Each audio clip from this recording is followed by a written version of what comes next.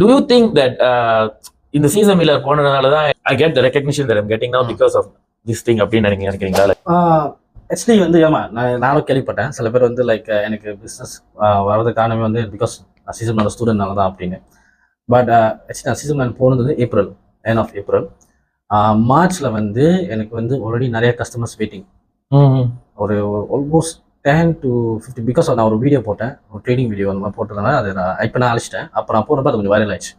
So viral ஆகணுன்னே இன்ஸ்டாகிராமில் TikTok viral ஆகணுன்னே எனக்கு almost 10 to 15 customers wait பண்ணாங்க. நான் அவங்கள்ட்ட சொல்கிறேன் என்னால் இப்போ உங்கள் பேமெண்ட் எடுக்க முடியாது, பிகாஸ் நான் SSMலாம் திறக்கணும், பிஸ்னஸ் ஆஃபிஷியல் ஆரம்பிக்கல, ஸோ நீங்கள் எனக்கு வெயிட் பண்ணணும் அப்படின்னு சொன்னேன். ஸோ அந்த அவங்களுக்கும் தெரியாது நான் சீசன் போகிறேன்னு தெரியாது.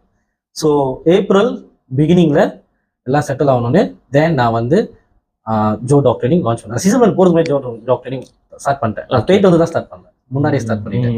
ஸ்டார்ட் பண்ணோன்னே அக்கௌண்ட்லாம் திறந்தோடனே எல்லாம் திறந்து நான் சொன்னேன்